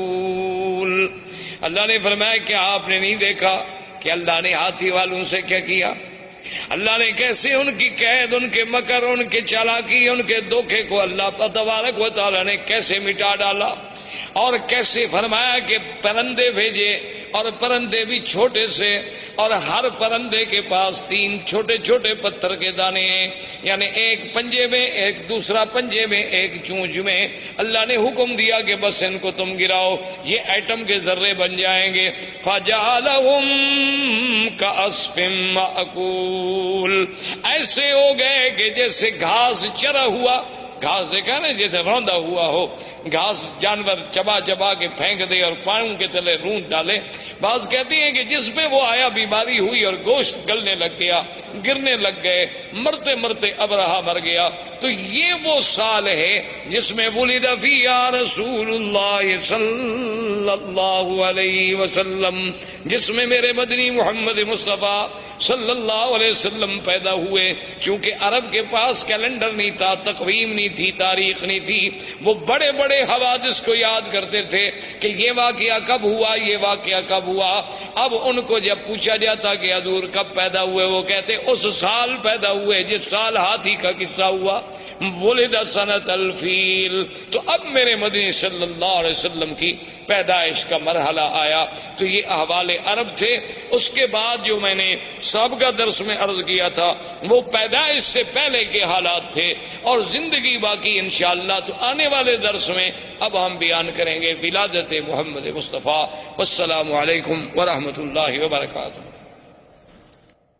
برادران اسلام، آج کے اس درس میں سرکار دو عالم، سرکار مدینہ حضرت محمد مصطفیٰ صلی اللہ علیہ وعلا آلہ و اصحابہ وسلم تسلیما کثیرا کثیرا کی سیرت مبارک کے بارے میں کچھ باتیں عرض کریں۔ سب سے پہلی بات تو یہ تصور فرما لیں کہ حضور صلی اللہ علیہ وسلم کی سیرت مبارکہ، آپ کی سیرت طیبہ، آپ کی زندگی کے ہر پہلو میں ایک ایسی شان ہے کہ ساری زندگی بھی انسان اگر اس کو بیان کرنے کے لیے اپنی پوری سعی و جد و جہد کرے تو وہ زبانیں گنگ ہو جائیں گی، قلم ٹوٹ جائیں گے، لیکن حضور صلی اللہ علیہ وسلم کی سیرت کے پہلو بیان نہیں ہو سکتے۔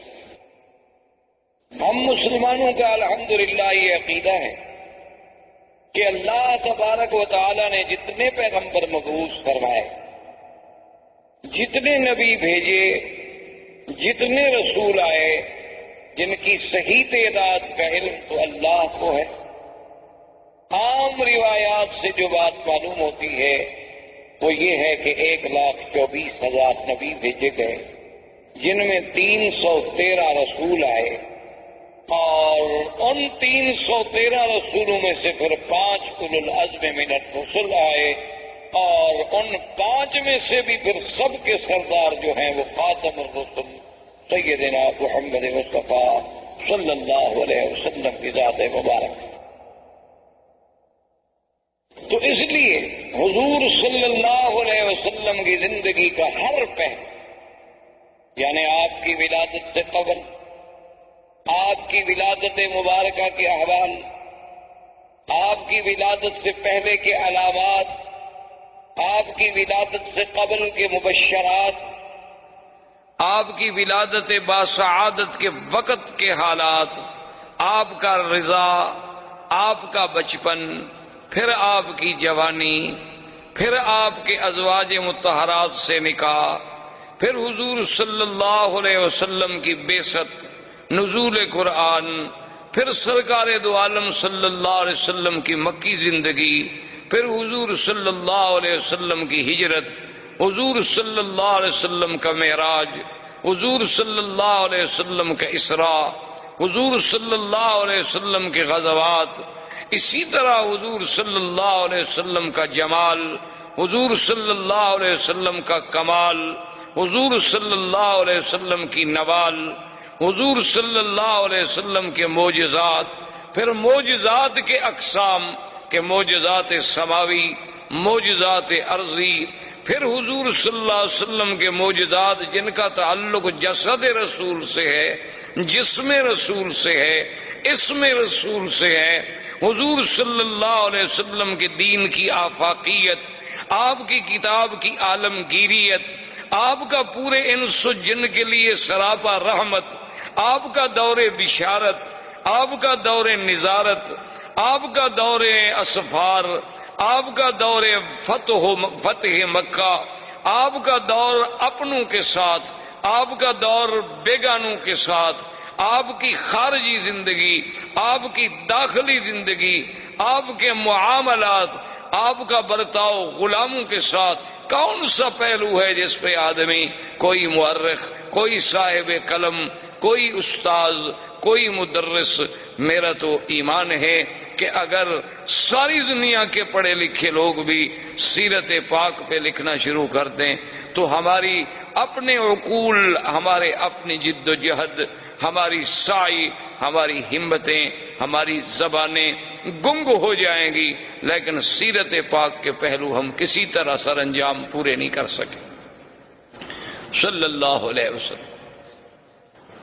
اب اس بات پہ آپ غور کریں، تاریخ عالم پہ نظر ڈالیں، کتب سیر پہ نظر ڈالیں، جس انداز میں میرے آقا سرکار دو عالم حبیب کبریا حضرت محمد مصطفیٰ صلی اللہ علیہ وسلم کا ورود مسعود ہے، اور کسی اللہ کے نبی پیغمبر کے بارے میں یہ بات نہیں ملتی۔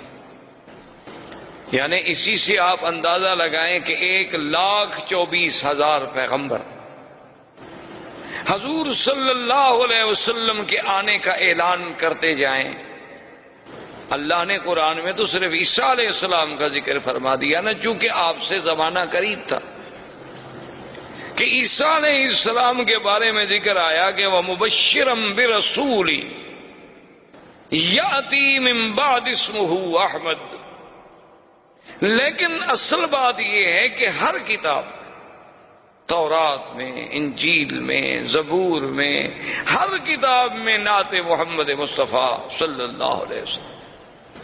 تو یہ اتنا بڑا اہتمام، حالانکہ اللہ تو جانتے تھے نا کہ حضور صلی اللہ علیہ وسلم کس زمانے میں پیدا ہوں گے، اللہ کو تو علم تھا، اور یہ بات بھی موجود تھی کہ حضور صلی اللہ علیہ وسلم خاتم الانبیاء والمرسلین ہے، اس کا مطلب یہ ہے کہ سب سے آخر میں آئیں گے۔ یہ بات ایک فیصلہ شدہ بات ہے، اور اللہ کا تو علم کامل ہے، اللہ تو عالم ما کان وما یکون ہے۔ لیکن یہ قاعدہ ہے کہ جتنی شان ہوگی، جتنی عظمت ہوگی، اتنا ہی اس کا اہتمام ہوگا۔ کہ ہر پیغمبر آئیں اور حضور کے آنے کے بارے میں خوشخبری دیں اور امت کو بتلائیں۔ اسی طرح دوسری بات پہ آپ نظر ڈالیں، یہ تو بات موجود ہے کہ جب بھی کوئی آدمی ایمان لائے گا تو سارے انبیاء پر ایمان لائے گا کہ تمام اللہ کے نبی برحق، تمام اللہ کے رسول برحق، لیکن یہ ہمیں کسی جگہ نہیں ملتا کہ اللہ تبارک و تعالی نے باقاعدہ پورے انبیاء جتنے اللہ نے پیدا فرمانے تھے سب سے یہ وعدہ لیا ہو، یہ عہد لیا ہو، یہ میثاق لیا ہو کہ اگر میرے مدنی پاک کا زمانہ آئے گا تو تم ایمان لاؤ گے، تم حضور کی نصرت کرو گے۔ یہ کسی اور پیغمبر کے بارے میں ہمیں پورے قرآن و سنت میں بات نہیں ملتی۔ یہ شان ملی تو صرف سیدنا محمد الرسول اللہ کہ ابھی حضور آئے نہیں، ابھی حضور پیدا نہیں ہوئے۔ یعنی جیسے اللہ نے عالم ارواح میں اپنی ربوبیت کے لیے لوگوں سے اقرار کرایا کہ الست بربکم قالوا بلا، کیا میں تمہارا رب نہیں ہوں؟ سب نے کہا کہ نہیں، آپ ہمارے رب ہیں۔ تو جب اقرار الست ہے، اسی طرح اللہ نے فرمایا اذ اخذ اللہ میثاق النبیین لما آتیتکم من کتاب و حکمت ثم جاءکم رسول مصدق لما معکم لتؤمنن به ولتنصرنہ۔ یعنی یہ شان اور کسی پیغمبر کے بارے میں نہیں ملتی کہ اللہ تمام انبیاء سے عہد لے، تمام انبیاء سے میثاق لیا جائے کہ میرا ایک نبی آئے، میرا ایک شان والا پیغمبر آئے۔ اور اسی طرح آپ پورے تاریخ عالم پہ، تاریخ انسانیت پہ، تاریخ اسلام پہ نظر دوڑائیں، ایسا واقعہ بھی آپ کو تاریخ میں کبھی نہیں ملتا کہ اللہ کا نبی پیدا نہ ہوا ہو اور اس پہ ایمان لانے والے پہلے موجود ہوں، ایسا واقعہ کبھی نہیں ملتا۔ یعنی یہ بات تو ملتی ہے کہ بھی انبیاء آئے، تشریف لائے، کچھ لوگ ایمان لے آئے، کچھ لوگوں نے ایمان قبول نہ کیا، کچھ لوگوں نے تصدیق کی، کچھ لوگوں نے تکذیب کی، لیکن ابھی حضور صلی اللہ علیہ وسلم کی بعثت نہیں ہوئی، پیدائش نہیں ہوئی، نبوت ملنا تو بعد کی بات ہے۔ یعنی ابھی حضور صلی اللہ علیہ وسلم اس دنیا میں تشریف نہیں لائے۔ اس وقت تبابع یمن میں سے ایک بادشاہ گزرا جس نے حضور صلی اللہ علیہ وسلم کی سیرت کتب سابقہ میں جب مطالعہ کیا اور سرزمین مکہ و مدینہ سے گزرا اور یہاں کے مناظر کو اپنی آنکھوں سے دیکھا اور ان کتب سماویہ کے ساتھ اس کا تقابل کیا تو اس نے ایک خط لکھا اور اپنے اس ملک میں شاہی فرمان کو امانت کے طور پہ جمع کرا گیا کہ میرے بعد یہ خط جو ہے محفوظ رکھا جائے، اور جب وہ سرکار دو عالم اللہ کے نبی سرزمین مکہ میں پیدا ہوں تو میرا خط پیش کیا جائے۔ یعنی ابھی حضور صلی اللہ علیہ وسلم پیدائش بھی نہیں ہوں اور اس نے اس میں خط لکھا کہ میں طبع یمن ہوں اور میں اس بات کے لیے یہ